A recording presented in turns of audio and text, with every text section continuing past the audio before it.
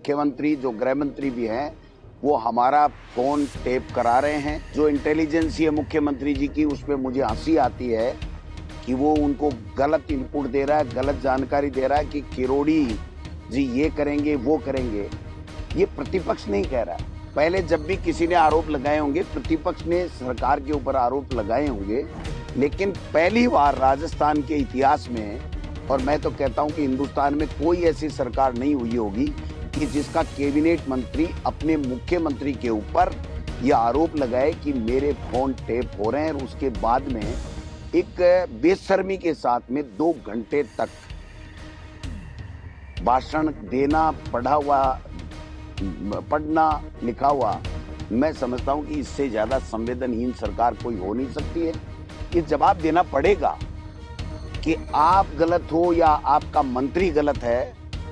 और ये भाई साहब पर्चियां बदलेंगी। अब लोगों ने सरकार बनाई है भारतीय जनता पार्टी की, और मुख्यमंत्री की पर्ची भजन लाल जी के निकली है, और ये पर्ची 5 साल स्थायी रहेगी। लेकिन मैं लिख के दे रहा हूं आपको कि ये पर्ची 5 साल स्थायी नहीं रहेगी। ये राजस्थान के इतिहास का काला दिन है आज, कि लोकतंत्र की आज हत्या हुई है।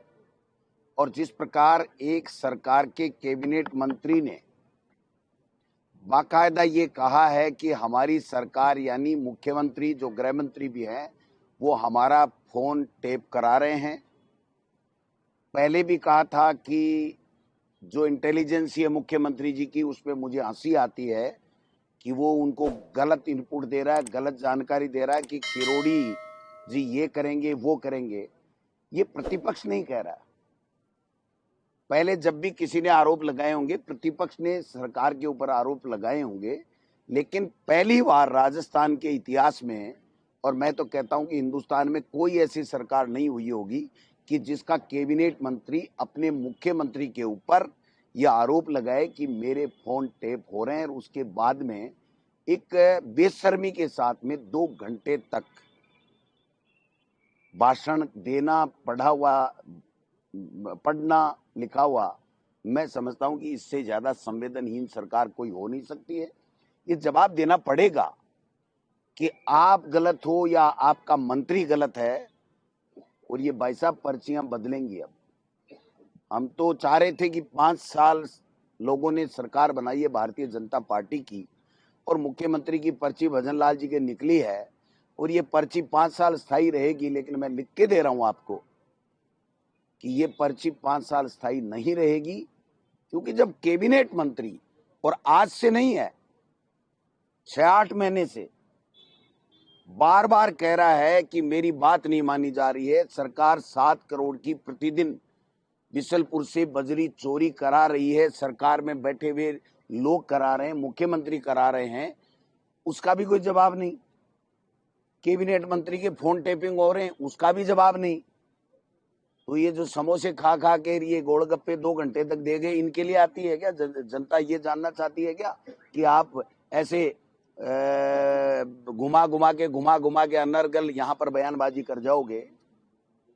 आज जब तक इन दोनों पर्चियों का फैसला नहीं होगा, इस फोन टेपिंग की बात का फैसला नहीं होगा, तब तक राजस्थान के लिए, राजस्थान की जनता के लिए, सत्य की जानकारी लेने के लिए, लोकतंत्र को बचाने के लिए कांग्रेस पार्टी सड़क पर भी संघर्ष करेगी, और टीकाराम जूली जी के नेतृत्व में सदन में भी पूरे जोर के साथ में इस सरकार को पटकनी देने का काम करेगी, और मजबूर कर देंगे कि इनको पर्चियां बदलनी पड़ेंगी, पर्चियां बदलनी पड़ेंगी, पर्चियां बदलनी पड़ेंगी।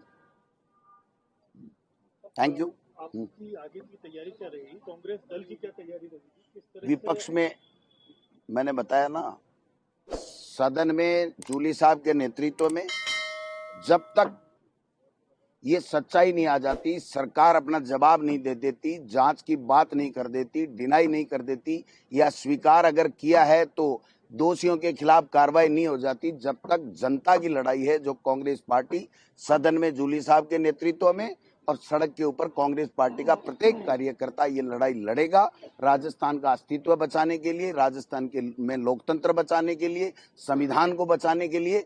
और ये जो इस तरीके के आते हैं ना लिखा पढ़ी कर करके, भाषण पढ़ पढ़ के चले जाते हैं।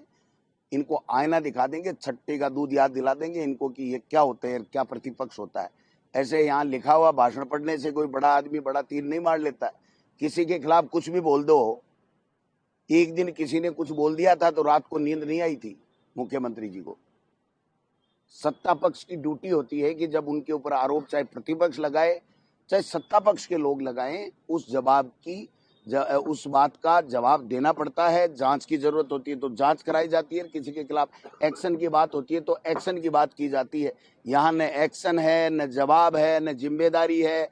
यहाँ तो कोरी कोरी कोरी वो लफासेबाजी है, लफाजेबाजी है। तो लफाजेबाजी से हम संतुष्ट होने वाले नहीं।